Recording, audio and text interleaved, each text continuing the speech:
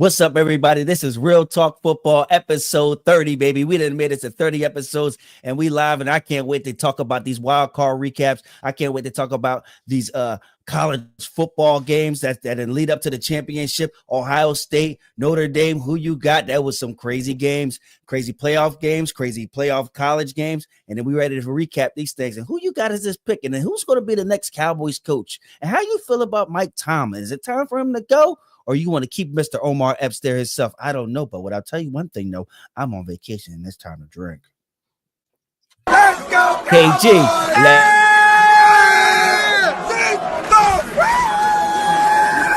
me get one.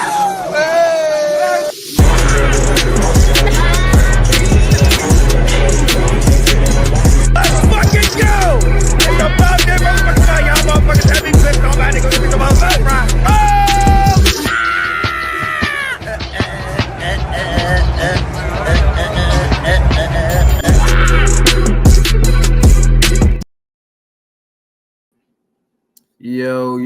Yo, what's up? Episode 30, what's going on, big dog?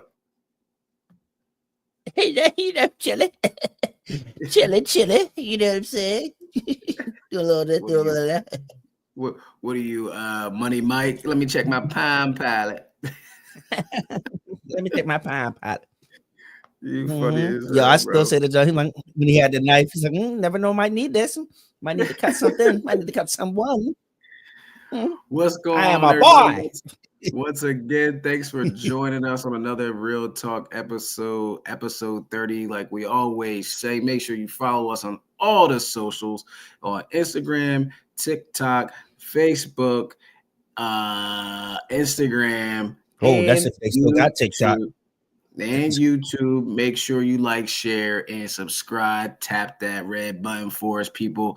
Listen, we got a lot to get into. It's a going down. We got to get started because we only got a little bit of time. My man, it's going down in Big D, like they always say, man. It's a lot of rumors floating around. Is it going to be this coach? Is it going to be that coach? Listen, man, Mike McCarthy is out.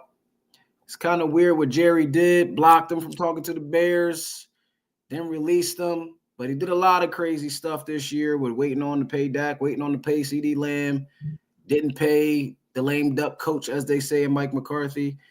Now we got Coach Prime, possibly to Dallas in talks.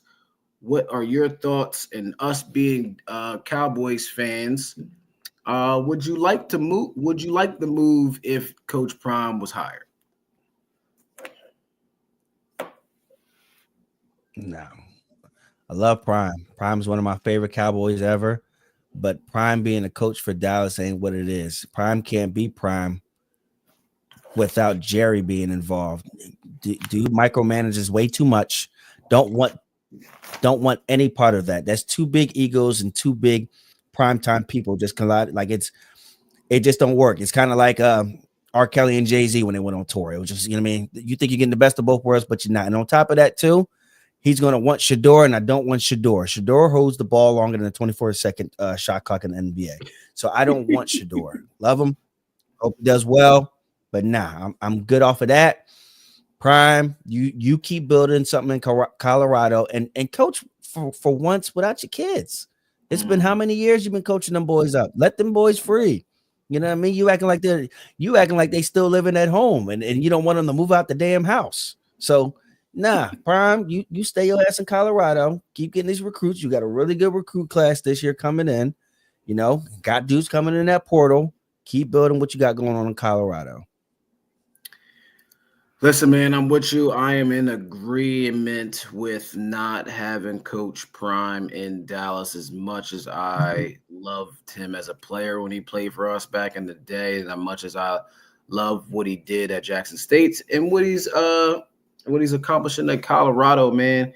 I don't think this is good at all. The only thing this will be good for, and you know, Jerry, is good for business. That's the only thing he's good. And I feel like he would be using Coach Prime to make that more money. He already worth $11 billion. This would move it up to between $15 and $17 billion if you have Coach Prime in there for 3 to 5 years.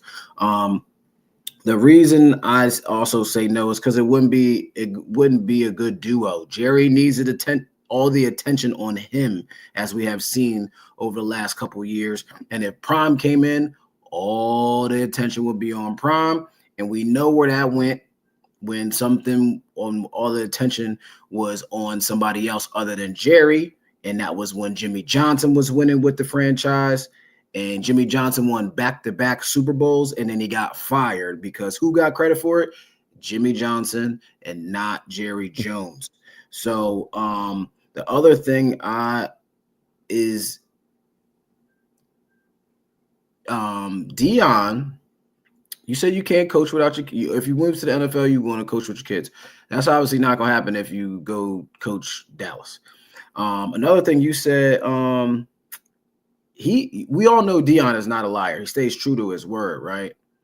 Then a couple weeks ago, or after they had their bowl game, he had his press conference, and then his famous thing. He said he had a kickstand down, right? Mm-hmm. He had a kickstand down.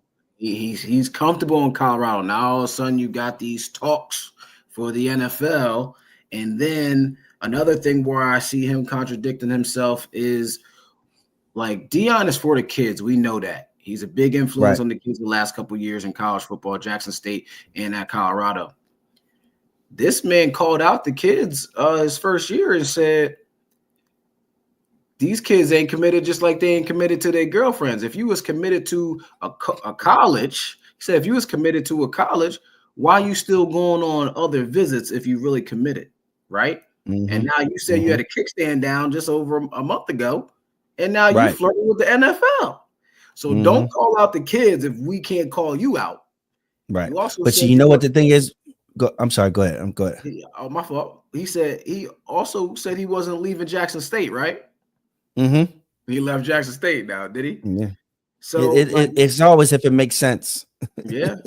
I would only take Coach Prime in Dallas, and it will only be a good move in Dallas if Jerry gives him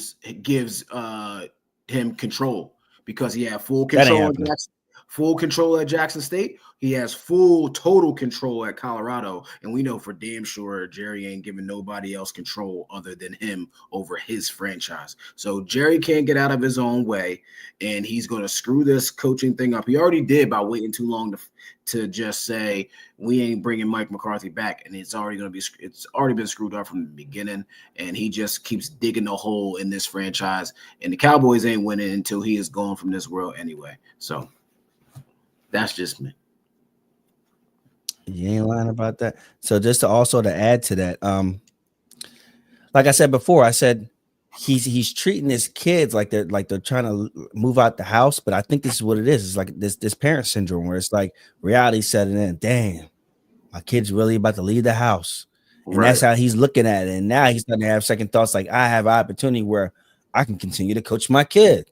Right. If we just make a couple moves, the next thing you know, I got Shador. I still got him. I can get Shiloh because he ain't gonna go high in the draft. No damn way. You'd be lucky he even get drafted. He gonna get drafted because he's a Sanders. Yeah, exactly. He'll be drafted in the 6th or 7th round. But exactly. So I think this is the reality setting in on him. Like, damn, my kids is about to really move out the house. Right. And he's gonna have some alone factor, but. You love the kids, just build that relationship up with the next kids. With the Colorado. One more thing with Jerry and the Cowboys is a lot of people keep saying this is like the job to have. Since when? Who in their right mind wants to deal with Jerry? Who? Right. And now you got Robert Saleh, who's in the news. I just came across my phone, Leslie Frazier, and then we had Kellen Moore. That's just a quick interview for a black man. Exactly. But look, so you got Dion up here, right? And then all them guys is down here, because these are the guys he can play puppet master with. You ain't going to be able to play puppet master with Dion. So that's what he's been having since Bill Parcells left, and that's what he's been had. Jason Garrett, Wade Phillips, Mike McCarthy. you didn't had some people that you could play puppet master with and have control over them. You ain't gonna be able to do that with Nope, Dio. definitely not. Definitely not. So we'll see what happens.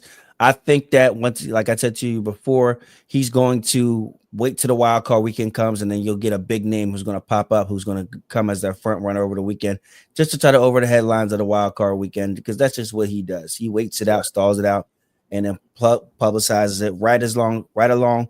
It'll be a big game going on, and the Cowboys will try to overtake it because that's just what he does. He knows who he wants to go after. He knows who he wants to get. It's just a matter of time. But I tell you what, this motherfucker, he better not get no damn Jason Witten. I know that much. I'll be done. I already told you I'm done. It's fucking wild. Oh my gosh. Well, he's wild, and let's talk about this wild card recap. Oh my goodness. I ain't gonna lie to you, bro. I was unimpressed with a lot of these games because it was a sloppy fest. Fest. Really? Yeah, bro. Yeah, bro. Like a lot of penalties. Yeah. A lot of stupid mistakes. Like it's just sloppy football. Lack of preparation football, and in between that and injuries, I'm gonna get into this. I said it on my Facebook post. They need 2 bye weeks in the NFL right now. These dudes playing too much football and little time to recover, little time to prepare, little time to be ready, and little time for the little things and the details. And that's the reason why there's so many bad penalties out here that's going on in these games. You have more rusty playoffs though, bro. If you got 2 weeks in between there, that's that. No, not back to back. No. Like if you have it in the middle of the regular season, 2 bye weeks. Oh, you're talking about during the regular season? Oh, all right. Yeah. No. 2 bye weeks during the regular season, bro. I got you. Because now you got some more time to get to extend. If you have an injury, you get some more extended time for guys to rest or try to get back for the playoffs to have them ready, bro. Yeah, it's just way too much. But they do kind of have that little mini bye week, especially if they play on Thursday, got off like 10 days and all that and in there. But I see what you're saying. Yeah, but that's not like, bro. The Chiefs played. They played on Christmas. They played Saturday. Then they played the next. Like, bro, like that's they had three overkill. Three games in 11 days. That was crazy. Yeah, like the second your body just recovered from smacking helmets. Next thing you know, you right back at it. Like, nah, bro. How you prepare for this next team? The Chiefs get away with it because they're the Chiefs, but they've been winning a lot of funky, ugly games. You took away a preseason game just to add another regular season game. Like, what? Come on, man. Then you got dudes playing on Christmas. It don't matter the day. It's Christmas. You're just gonna play on that day. Like, come on, bro. They doing way too much. And they're not even giving these dudes guaranteed money who's coming off these freak ass injuries, which is wild. But yeah, I'm sorry. I got off track, but yeah, that's what it is. The Texans put belts to asses to the Chargers. The Chargers came out swinging fast, got in the red zone back to back, and then settled with 2 back-to-back field goals. When you in the long run, you needed those touchdowns. Justin Herbert, you were called down to the aisle. You stunk it up. And you keep getting away with it as a scapegoat, stinking it up. And people keep overlooking the fact that you've been stinking it up. In the last playoff game that you had, you was up 3 touchdowns, and my guy came back and beat you. Hold on. That's what I wanted to ask, though. Who out of these 2, and if you think it was somebody else, out of Herbert and Sam Darnold, who had the most disappointing performance? I do want you to touch on Herbert, but who do you 100% Sam? 100% Sam Darnold, bro. Oh wow. 100% Sam Darnold. Like it's you know what? I don't know. Herbert threw 4 interceptions. McConkey got off and he took 4 sacks. 4 sacks last 31 yards. Yeah, no, man, that's a poop fest. No, I'm gonna give it to Herbert. Herbert did. Like I said, he had 4 interceptions. You got in the red zone twice, didn't get 7 out of that. You took 4 sacks. You got McConkey going. The run game was pretty solid, but the Texans was leaving you in the game. There was lifted. So I'd say it definitely was Herbert. But even Sam Darnold, he was terrible as damn self.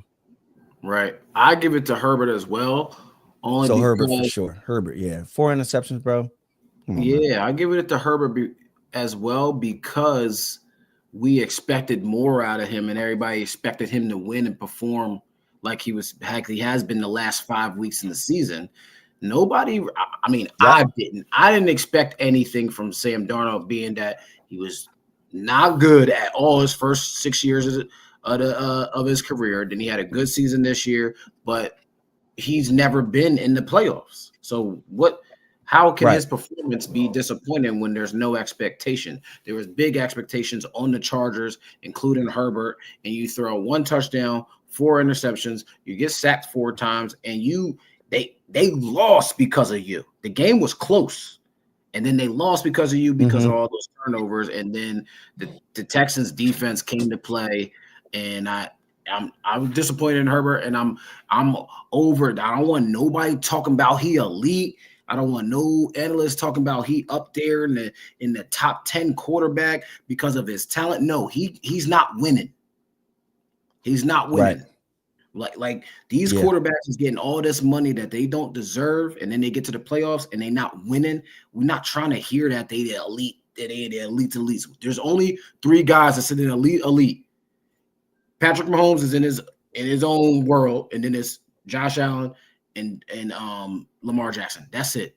Maybe you could put Joe Burrow up there, but this year obviously he ain't win. No Burrow? Joe Burrow's that guy, but there's only 3. We already know the 3 top guys that go on ball and make their team better and all that. So don't talk about Herbert in the top 5 no more, man. No, they're basing that strictly off of talent for that dude. And like I said, it gets swept under the rug due to that. But I'm gonna be honest, once again, that game was sloppy. Like CJ gets a pass because he's in his sophomore year and he's going into a kind of a slump, and he lost a lot of his receiving threats. And then that's when they relied on Mixon, who stepped up and was making big runs. But he was looking that game was just sloppy all around. Neither one of them really wanted to take the game. But once again, like I said, the Chargers started out fast, got in the red zone, and settled for 3. That ain't it. You need 7 in these playoffs, bro. Right. You need 7. You don't know when you're getting back into that red zone, especially when you're going up against a defense like that. And we had the Chargers winning because the Texans has been stinking it up. They've been looking like a mess. They've been struggling. Yeah, bro. Definitely did. Oh, good. Still sticking with Wild Card Weekend, what were your thoughts and how was Jaden Daniels so impressive in his playoff debut? My guy with 268 yards passing, another 36 rushing with 304 total yards and 2 touchdowns. My guy, how do you feel about Jaden Daniels, and could the Commanders make some noise? Man, listen. I'm gonna bring it right back. When I seen this kid play in that first Eagles game, I said this moment is too big for him. He looks scattered. He looks scared. He looks uncomfortable. He looked everything under the sun. Second game came back. Next big Eagles game, that boy went out and he ran like that was another thing too. In that first game, when he scrambled, he scrambled so undecisive. Now you go to that second game, he's running with a purpose. He's running. He's know where he's getting out of bounds, getting down the slide. No one to get in that first down. He was running with a purpose through 5 touchdowns on the damn Eagles. So I'm like, all right, this dude's starting to wake up. Now as the game's going in later to the season, you go back and look at this game against the Bucks. Now you got freaking you got Cliff calling up these plays where he's using both running backs, Robinson and Eckler. You got them both back in there. So now you got this triple threat option of a run pass, of an RPO. You don't know who's running, you know who's passing, you know who's blocking. They had him run 13 times. He was aggressive in his runs. He didn't get a bunch of yards, but it still was the threat of being him, Eckler and Robinson in there, and being able to. Now you're so focused on that run game and not knowing who's getting the ball. Now McLaurin went off. McLaurin had a good game. You got Ertz getting involved in the middle of the field. You got Zacchaeus, who's been playing with more confidence, who came from the Eagles, where he couldn't really get. He was supposed to be that third receiver, and he wasn't really flourishing like that. So now he's flourishing now on the Commanders. I'm loving what they're seeing. My only problem with them is their defense. So we shall see what happens. Comes they play Saturday or Sunday. I'm not sure, but we shall Saturday because the Eagles play Sunday. Yeah. They play on Saturday. Yeah, it should be Saturday. Yeah. I don't want to get. We'll see how this plans out for them. I don't want to get ahead of ourselves because we're going to talk about the matchup against the Lions later. Yeah. But Jaden Daniels, I've been telling you since before the draft that this kid was going to be a problem. I told you he was going to be the best. I told you he was the best quarterback in the draft. And he is proving that right now, taking his team to the playoffs. He obviously is pretty obviously going to win Offensive Rookie of the Year. He is balling and he is carrying his team on his back. He had the most rushing yards with that franchise in the rookie season, broke RG3's record. He has the most comebacks in the fourth quarter and overtime as a rookie in NFL history. So if this kid has the ball last in the game, you might as well chalk it up as a dub because he gonna get his team in the right position to score. It doesn't matter if it's 3rd and long, 4th and long, he gonna go and get it because he gonna put his team on his back. Not surprised by Jaden Daniels, but also I am surprised by how early he's doing it. I figure, all right, get his feet wet this first year, and then he'll ball out 2nd, 3rd, and run his career. So big things coming up for Jaden Daniels as the playoffs progress.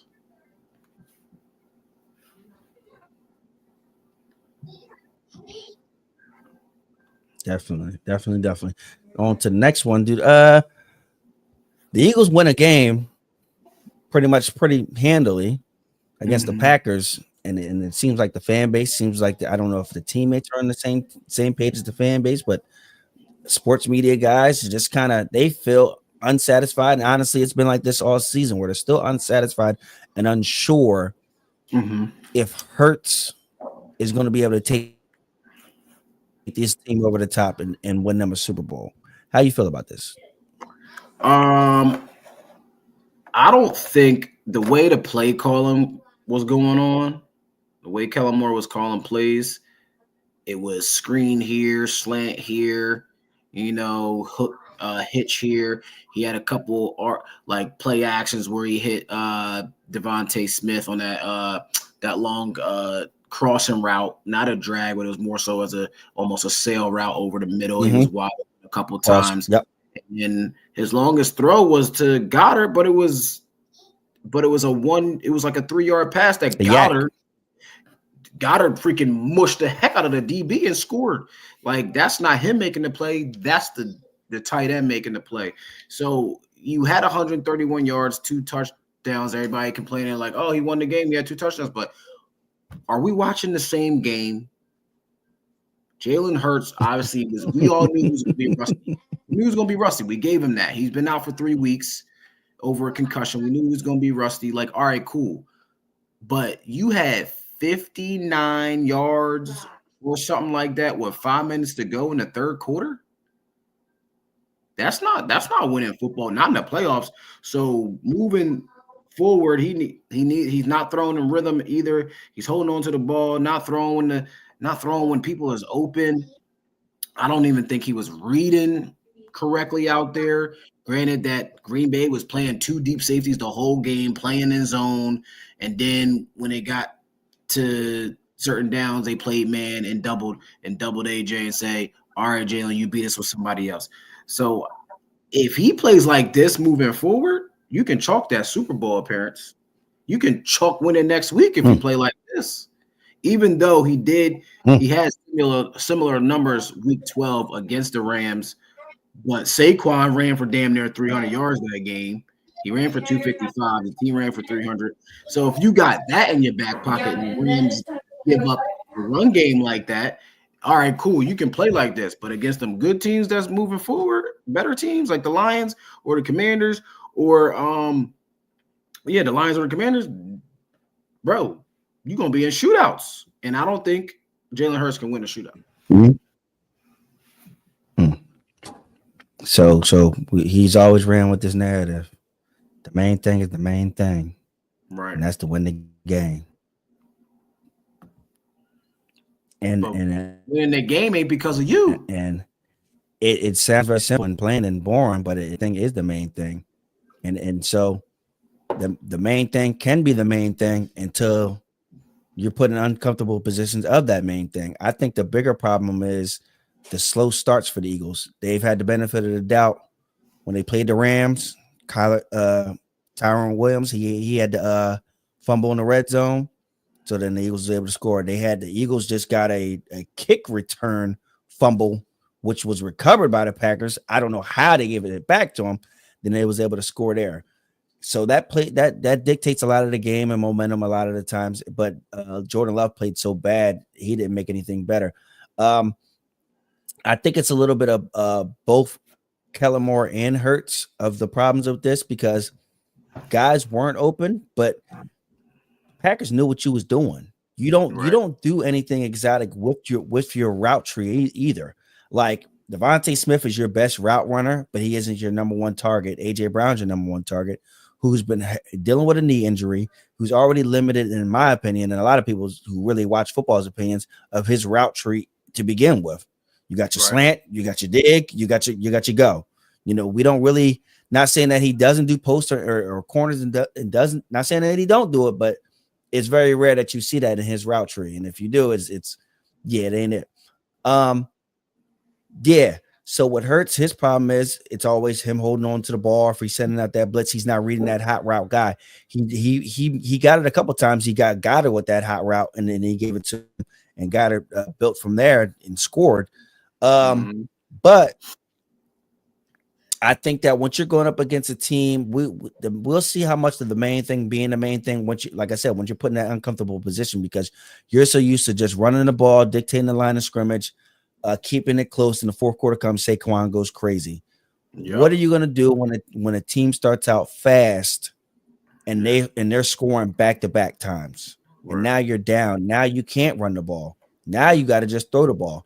Not saying that you're not capable of throwing the ball, but it's a different mindset of you throwing the ball in a comfortable pocket. It's off of a play action because your run game is so strong. If you're just sitting back in there and having to throw, it's a little bit different, because now you got your D line, they got the ears pinned back, and they're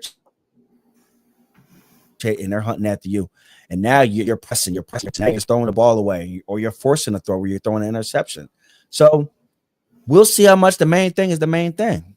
That's all I got to say with that. You know what I mean? The main thing has been the main thing. They've been winning with the main thing. But let's see how the main thing turns into the main thing once you get into the uncomfortable position.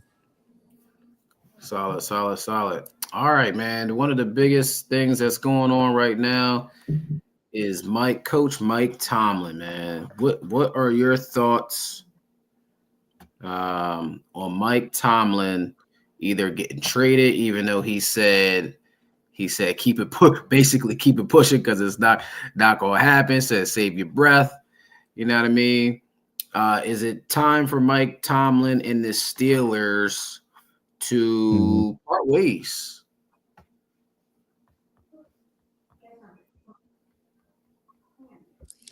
I think it's a little hard for them to do that because they're so old school in their ways of how they run the organization, and their play is old school. They play super old school.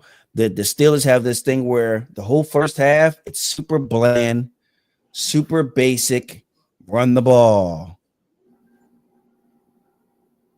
Try to give a little short route.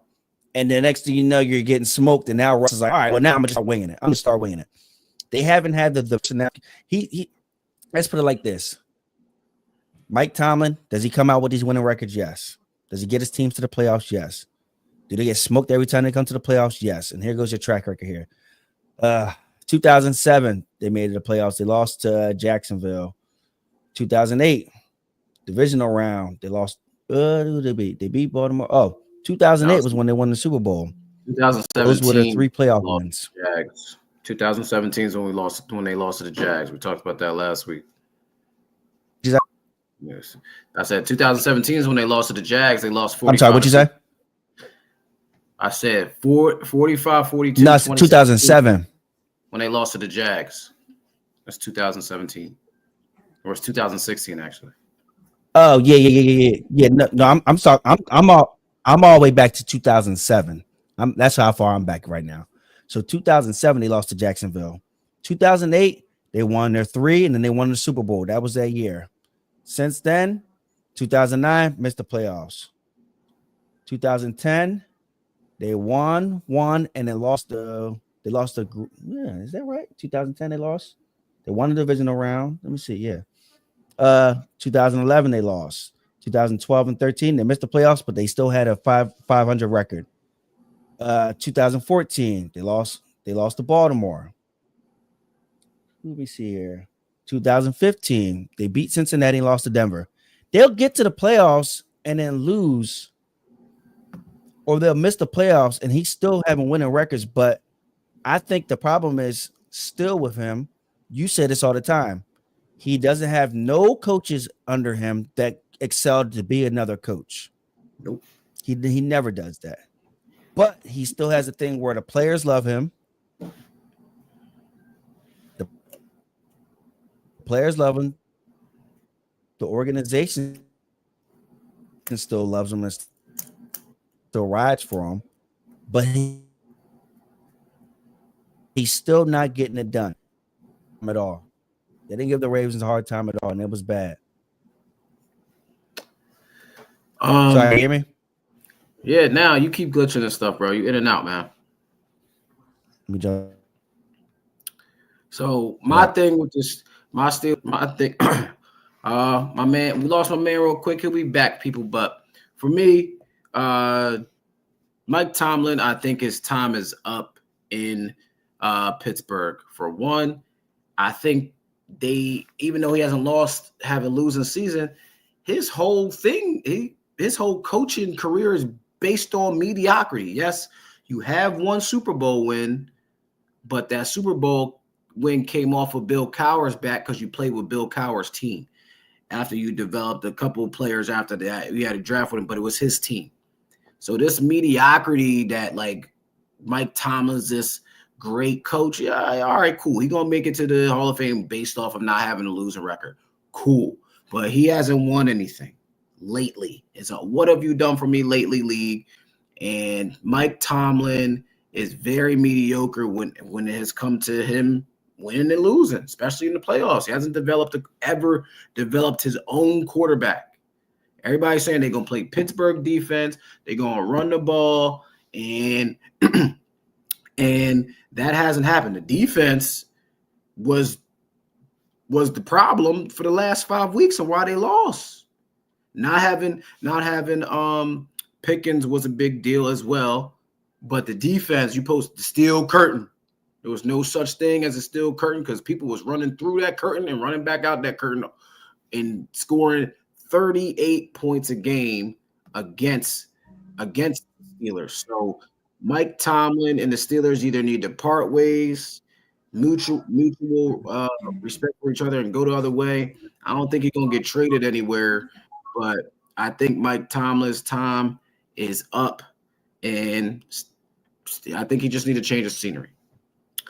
All right, that's it with Mike Tomlin and the Steelers. We're gonna move on. We're waiting for my man to get back, but it's cool. We're gonna keep the show rolling. College football playoff, man. It was 2 good games on. Texas and Ohio State. We're gonna start with that one. Texas and Ohio State, man. It was a good game. Sorry, bro. I'm back. It's all good. Glad you're back. We on the Texas and Ohio State. Okay. On the college. We're gonna talk about that semifinal game. Texas and Ohio State. I told you Texas was gonna win. Told you they was gonna win by 2 touchdowns. Should have been more. Ohio State. I'm tripping. I don't know why I said Texas. Ohio State should have won by more. They had a lot of personal foul penalties and sportsmanlike conduct to stop guys and back them up, and then they had to punt the ball rather than score touchdowns when they were driving. Even when Texas tied it up at 14-14, I still felt like Ohio State had control of the game. I think, though, moving forward, when we talk about the championship game, Ohio State needs to make better in-game adjustments. Where was Jeremiah Smith this game? He didn't get no touches. They doubled and tripled the hell out of him. Not even a couple screens or quick slants to get him a little bit of confidence. None of that. No downfield shots like throwing it up one-on-one with them little corners that Texas has. None of that. And I believe the running backs took over this game when Ohio State scored at the end of the half with that 80-yard screen. Yep. I said the game is over. I know Texas tied it up. But I was like, this game is over. You don't give up a touchdown at the end of the half like that with 20 seconds left. A screen pass, go for 80, two cuts is gone. Henderson was out of there. Exactly. So Ohio State won this game like they were supposed to. It was closer than it should have been. And Texas, you know what I mean, threw the game away. Your man. That's all I gotta say about that. We gonna get to Quinn, but I'm gonna let you say what you had to say. Yeah, between that and Steve Scarsdale, like, bro, I forget the whole game. I'm going to go strictly to one play. You're on the 2-yard line. Why are you throwing a toss? Why? Why are you throwing a toss? One of the fastest linebacker team defenses in the league. But what are you doing? That might have been the dumbest thing ever. You got 2 running backs who can still get 30 yards to the middle, and they was running the ball well leading up to that. And you throw a toss. Right. That's all I gotta say, bro. Bro, he called plays so scary, bro. It's I don't know if it's scary or overthinking or what it is, but bro, it's horrible, bro. He been doing that since the Georgia game, the first Georgia game. Like, what are you doing? Yep. That team was too. You cannot in Ohio State. It's the best red zone team in the nation, and you gonna run Caleb Downs got free reign to do any and everything. He didn't make the tackle, but he forced that loss on the play. Hell yeah, bro, that was stupid. That's the only thing I say to that, man. That summed up my game for me. With that being said, man, Quinn Ewers did not play bad. But the key play, he had 2 turnovers, an interception, and the big play to seal the game, the fumble in the red zone, which was 2 plays later after that toss play, and Jack Sawyer sack, fumble, scoop, and score about 80 something yards and seal the game 28-14. Listen, Quinn Ewers was rated as a top pick at the beginning of the year. And even in the year before. And then about 6, 7, 8 games into it, he started stinking up. And his stock went down the toilet. He has entered the NFL draft. What are your thoughts, and where do you see him getting drafted, and do you think he should have stayed in school? Why? Why are you going to the draft? Because the report was a week and a half ago you was hopping into the portal and going to another school. But the last thing you need to do is go to the draft off those last few playoff performances. You need to go and rebuild up your confidence and your tape and your draft stock for next year. You going into the draft now, you're not going nowhere in the first round, bro. You was missing throws so bad. You look scary under pressure so bad. Like we joked and bid on JJ McCarthy all last year because we pretty much didn't think that he was good enough. But we never questioned his heart and his ability to play make and everything like that. We just didn't think he was good enough. But he ran that system right. The main thing was the main thing for him. Okay. The main thing was the main. And the main thing for you, homeboy, it wasn't the main thing. You was missing dudes. Even on screen routes, wheel routes, you just overthrowing dudes like on basic, simple stuff. Out routes, you overthrowing dudes. Like, bro, get your scary ass out of here. You still bad. You still bad. Bro, they should just put Arch in. What I think is going to happen is I don't know for sure yet if he hired an agent. So if he didn't hire an agent, he can still come back to school. So I think he trying to test the waters, dipping his foot in real quick to see where he is going to get drafted, which might be a second. Water too cold. Take your ass to school. Fucking bum. I think he's going to be a second or third day guy. I think he need to pump the brakes and take his behind back to school, like you said, and transfer, getting that portal. So moving on, Penn State versus Notre Dame. I'm going to let you have this because I'm mad at myself, even though I saw the highlights. Your man fell asleep in the third quarter right after Notre Dame scored the touchdown and tied it up 10-10. And I didn't see the highlights till the morning.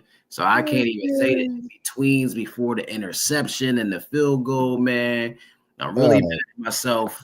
But it was a good game. It's probably the best game of the weekend, man. And Notre Dame pulled it out 27-24 with a late field goal with about 3 seconds left, man.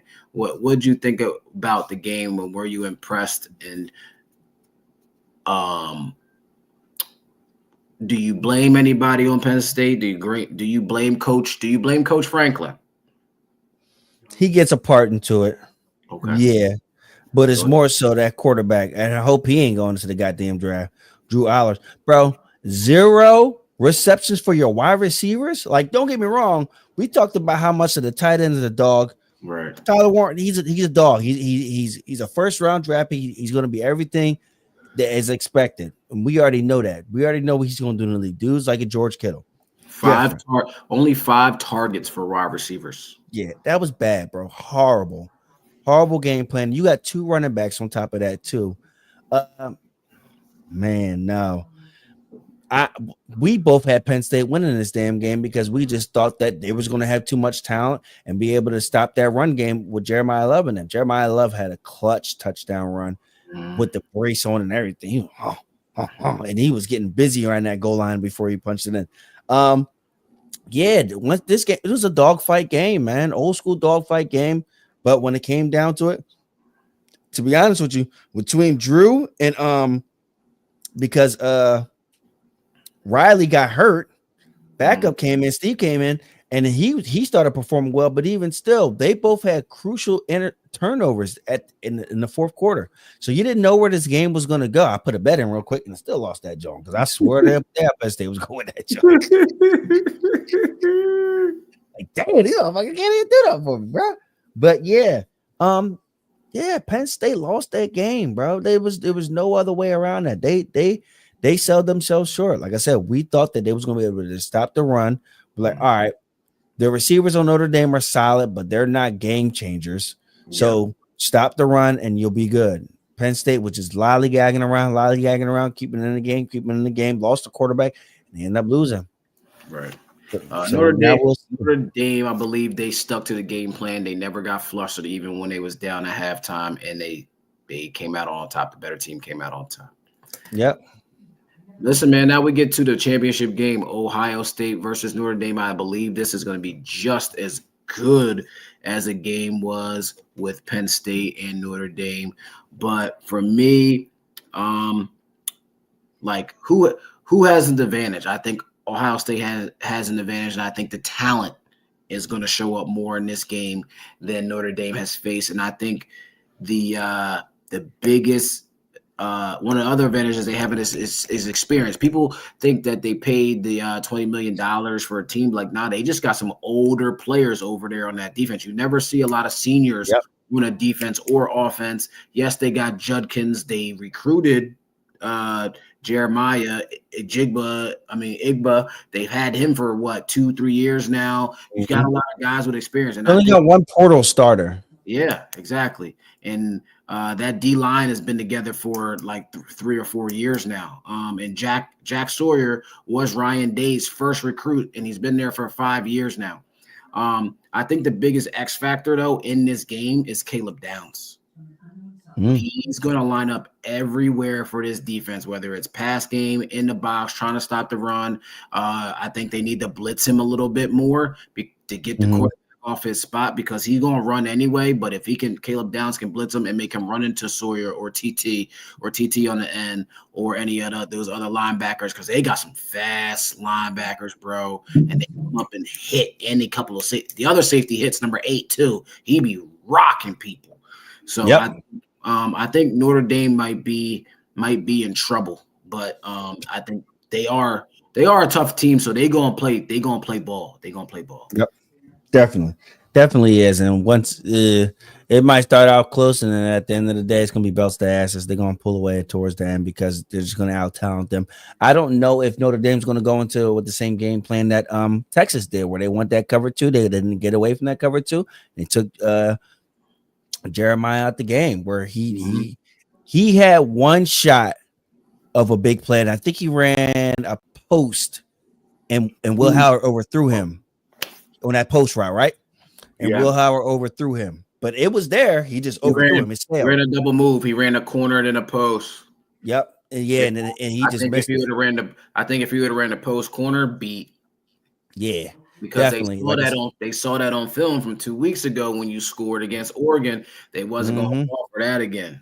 Yep. Yeah. They came. Listen, Texas defense came prepared and did a lot of tape and did a lot of study. Said, we're not letting him beat us. If you're going to beat us, you're going to beat with somebody else. So we'll see how Notre Dame comes out. But that's a team where if it's close or just if Ohio State's up by just a little bit by halftime, the game can go either way. It can go either way. Like I said, I think they'll pull away, but at the same time, their defense has showed up also. So one bad play away from being in the game for college. Right. One bad play. So yeah, definitely. But I hope it's a good game. I mean, it's the last game of the college season, and I hope going forward they're making it. It's probably not going to happen this year. Probably a couple of years from now, they're making an adjustment to how they rank the seeding. That needs. But other than that, keep it at the playoffs. I like it at 12, but 12's good. They need to rethink how they do the seeding. Yes, I agree with that. Yep, 12's good. Definitely good. All right, now. So we on to these divisional matchups. Back to the NFL, baby. So what are we doing here? We're gonna do X factors. You want to do that? You want to do the X factors? How you want to do this? Yeah, we can do that for each game. Yep, and then we'll get into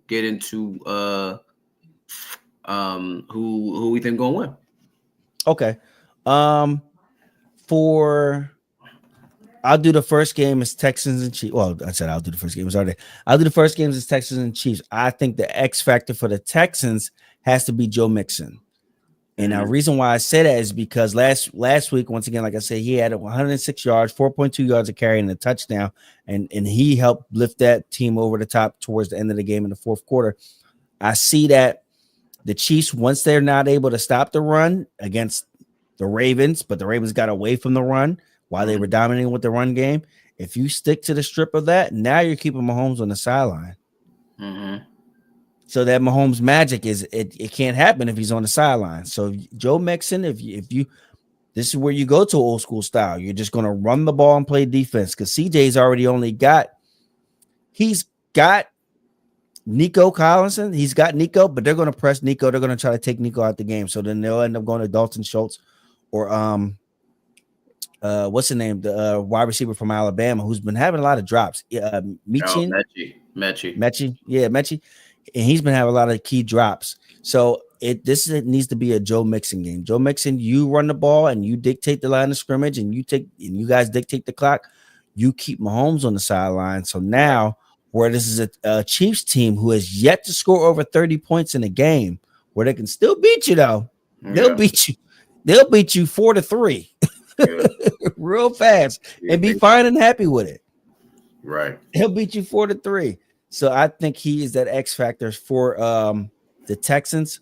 For the Chiefs, I think their X factor is going to be it's a couple ones. I'm going to go. Why don't you just go with the X factor for the game? Just X factor for the game, not both teams. Oh, well, if that's the case, then yeah. Well, now just like I said, Mixon. He controls a while. Yeah, go ahead. Yep, Mixon.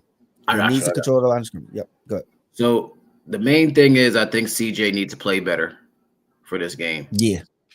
The defense needs, not the defense, run. I did also say the run game needs to be a factor. So Joe Mixon definitely needs to be a factor. But I think also the defense needs to be ready for Andy Reid's counters. Yeah. That defense played really well last week. They played fast. They played aggressive. And if you play aggressive with Andy Reid, he's going to find a way to slow you down with screens to the running back, screens to Kelsey, screens to the wide receivers. And now they got the speed out there. But for me, the X factor for me is the Texans defense, the whole entire defense after the way they played last week. And you might even can put D'Amico Ryans in there because he is the play caller for defense, man. So I think if you can slow him down, slow Pat Mahomes and that offense down, and and slowing them down on defense and slowing them down like your X factor with Joe Mixon and keeping the offense off the field, this game could Yep. be closer. This game could be closer than expected and closer than that 8.5-point spread that they got right now. But That's a lot. yeah. Well, I just don't know, bro. The Chiefs is at home, and it was this crazy stat I saw today in the divisional round. This man is 15-0 and 16. Oh, yeah. 16 in touchdowns and no interceptions in the divisional round. Oh, yeah. Yeah, for sure. And that goes back to the game when Deshaun Watson was busting they behind 24-0, and they came, and then the Chiefs came back and won 51-31. Like, yeah, they went crazy, man. So yeah, I'm taking the defense as an X factor for the Texans. All right, next game.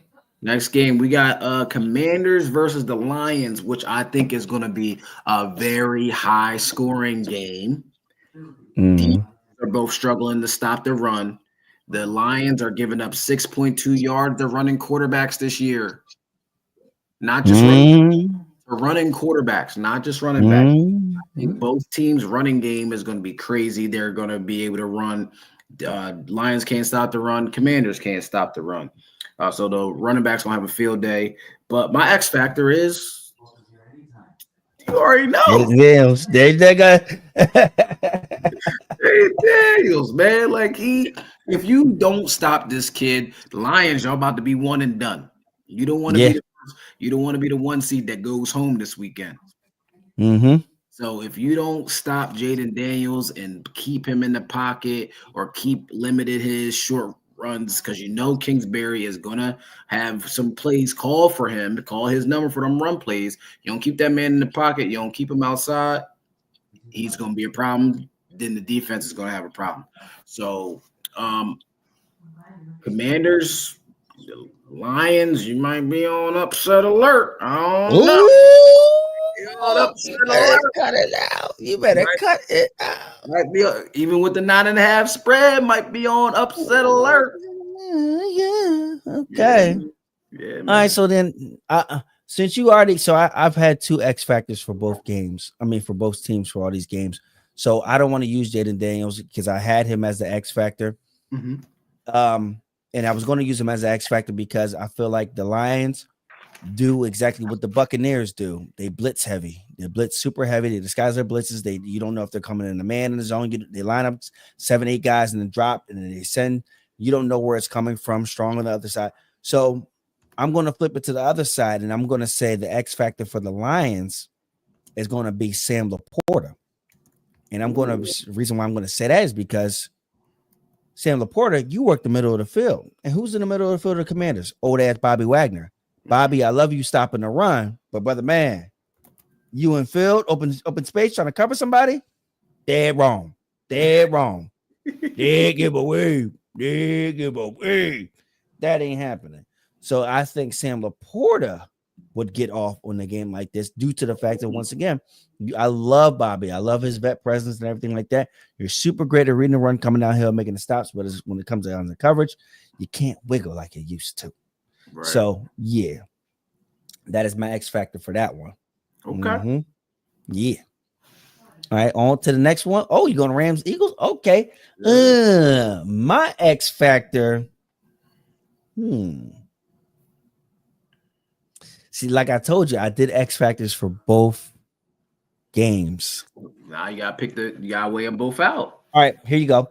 My X factor here is going to be Nolan Smith from the Eagles. Okay. Yes, yeah, I'm going to say we gave him a lot of criticism this year. Yes, he hasn't put He's been balling. Yes, he's been balling. He has. And so, with that being said, last time when the Eagles played the Rams right tackle was out. Brandon Graham went back to Brandon Graham in his prime, and he went crazy. So now they have their right tackle back starting. And honestly, that is your only, because what the Rams did last time they played them, they double teamed Jalen Carter. So Jalen Carter wasn't a factor. So now they're going to go back to double team Jalen Carter, but now they got the right tackle. Nolan Smith last week, you had 2 sacks. I'm not thinking about Josh Sweat. You trash. Nolan Smith, can you step up and perform again? Right. Because He was the 2 sacks. So now they got the right tackle in. So now does that offset? Because if that offsets, and then you were double teaming Jalen Carter and taking him out the game, the Rams run game was already working. It's just Williams had 2 fumbles. Mm-hmm. Now can they capitalize off of that? That is an X factor right there. Right. And go. Yeah, that's my. All right, I got you. My whole thing is can the Rams stop the run game? Yeah. Can the Rams stop the run game? If you can stop the run game, you let Jalen beat you, then we may have a game. Because Matthew Stafford, I believe McVay gonna draw something up, and it's going to be up to the Eagles' #1 defense to do what they got to do. But Matthew Stafford's Matthew Stafford. He might throw a pick in there, but he gonna come back and still be slinging that rock. Sean McVay, one big stat on Sean McVay. Sean McVay in 12 playoff games has not given up 100-yard rusher. I think that may come to an end, but just remember that stat. Okay. My X factor for this game is going to be Kyron Williams. Can Sean McVay get you going? Last week, he didn't get you going. You was every now and then 2 yards, 3 yards, 1 yard. Then you maybe get 6 or 7, 8 yards, but you wasn't busting out those long runs last week. You did get a receiving touchdown last week, but I'm looking to see if Kyron Williams can get into the mix because you already know Puka Nacua and Cooper Kupp going to do what they need to do, and they're going to be out there because those is only targets. Let's see if Higbee come back from that chest injury last week because he was playing well. He was playing well until he got hurt. So I think the pass game going to be there. I think Kyron Williams is very important in sustaining drives for the Rams this week. Mm-hmm. All right, moving on. Last game, the biggest game of the weekend, my dog. I cannot wait till this game. Cannot wait. And I'm glad it's at night like it's supposed to be. Whether it was on Saturday or Sunday, I didn't care. And it don't matter because when it comes Sunday, we off work on Monday, so it's all good. So there you go. The biggest matchup this week, like I said, the earlier matchup was week 4. The Ravens ran away with it 35-10. Derrick Henry scored on the first play of the game and had 199 yards with 1 touchdown and 1 receiving touchdown. He went crazy. And Lamar only had to pass the ball 18 times for 156 yards and a tutty. But both teams look a little bit different now from week 4. Bills did not have their linebacker Milano, who's coming off an injury from last year, and they also added Cooper. They also added Cooper to the wide receiver core, and the defense for the Ravens is way better than it was during week 4, their first half of the season, even though they only gave up 10 points. But Josh Allen, 16 of 29, 150 yards, 0 touchdowns. No rushing touchdowns at all. And then he had 5 carries for 21 yards. Listen, man, it's going to be a good game. You're going to see Superman out of both of these quarterbacks. But the X factor for this game, I know you probably think I'm going to say somebody you expecting me to say. Say the veteran in Coop needs to step up this game because where you been? Where you been since you've been acquired and traded to the Bills? You haven't been there. Coleman came back from his injury, was getting busy. Shakir all season be getting busy. Where you been? So I'm putting on the pressure on him to be the X factor and see if he can get busy against Marlon Humphrey. I think they're gonna try to match him up against Stevens because Stevens was out there getting cooked in the second half against the Steelers. They was in cover 2 and still getting baked. What are y'all doing in the back end? Safety he was getting cooked in man to man. Like, why is he playing press man? He was getting cooked at the beginning of the year. That is one of the main reasons why the Ravens was trashing in the first half of the season. Wiggins, the rookie has settled in. He settled in a little bit. So picking on Stevens. If he lined up on Stevens, if Stevens is lined up on Amari Cooper, I'm passing it over there. I don't care if it's a slant, dig, a freaking screen, a go route, a comeback. I'm Right. throwing it to him. I'm throwing it to him. So that's where I am with the Ravens. Right there. So you went to the Bills. So now I'm going to counter and go to the Ravens. Okay. This is my X factor here. And then the reason why this is super important for this man to be this X factor, because I think that after that first game, once again, both teams are different. This was week 4. We can't dial back to week 4. Both teams are different. I think Josh Allen is going to approach this game as like, this is my game to make back up for week 4. This is my game to make back up to show that I'm able to elevate my team in the playoffs. But if this X factor in Kyle Hamilton steps up, because now you look at this is a Bills team where you're not really threatened. You're not the receiving core isn't a threat. Coop, you have all the talent in the world, but you ain't here. And Humphrey, as aggressive as he is, he can mentally take you out the damn game. So now I think you got a Josh Allen who's going to be more aggressive to run more. And now, if you're spying with Kyle Hamilton, who's just as big, just as strong, and just as fast as a Josh Allen, Yep. to spy that man, Right. you're not going to beat us, Josh Allen. Right. That's where I think he needs to be the X factor, because I see Josh Allen running the ball way more than they did last game. Yep. That's where I feel like he needs to be the X factor, because there's nobody else on that field who on that defense is going to be fast enough to go up against him. Right. I'm in agreement, man. All right, let's get on up out of here. Let's get these picks in. I think. Hold on. Most pressure. Oh, yeah. I wanted to ask you about this. Other than most pressure, no, I'm gonna scratch the most pressure. I'm gonna hit you with this. Okay. Who has out of this game between Lamar and Josh, between these two, who has the most gain? Who has the most to gain out of them two?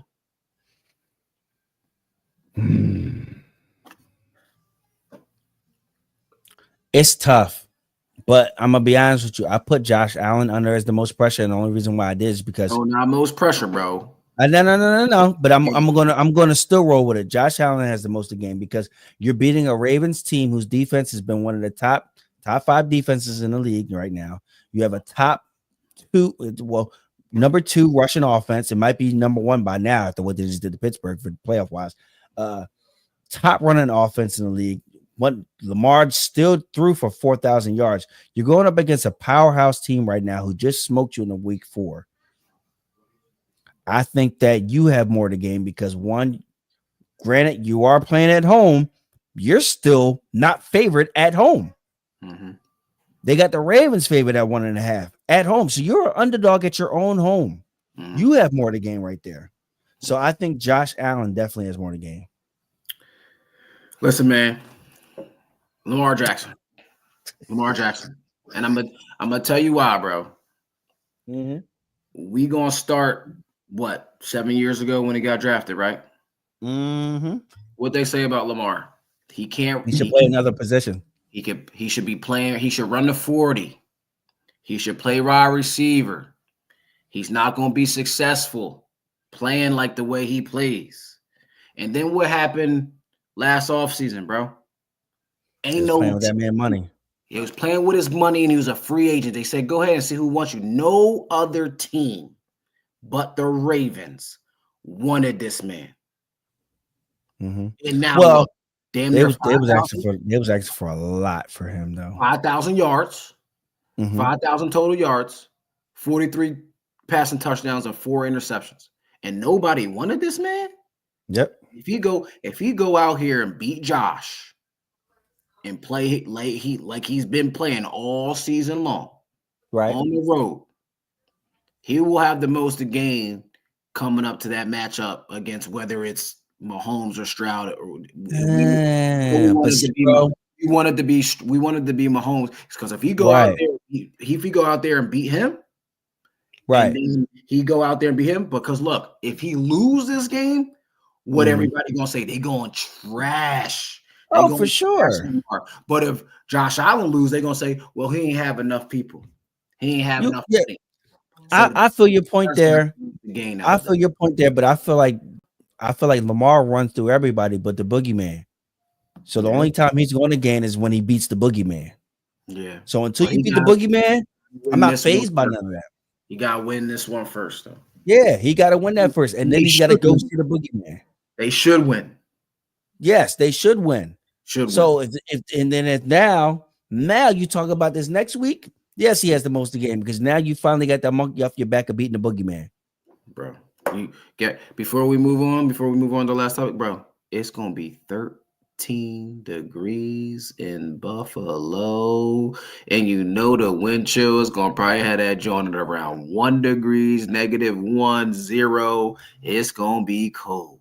Yo, you know what Shady McCoy said, bro? He said Buffalo. He said it's so cold out there, bro. When you pour the water and the water miss you, like if it miss your lip, it freeze before it even hit the ground, guys. Like that's how cold it be out there, John. Like, well, guess what? Listen. I'm gonna be in Florida, not worried about none of that. All right, moving on because he's trying to rub it in. I'm cool off this ball. You know what I mean? All right, Pete. I think it's unanimous. We both picking Ohio State, right? Oh, 100%. Yeah. Ohio State. I think Ohio State. It's a close game. I think Ohio State wins by 5. What's the spread? I didn't even check that, John. I didn't check the spread. But I think they win a close one. Let me check this spread for y'all real quick. The spread is spread is 8.5.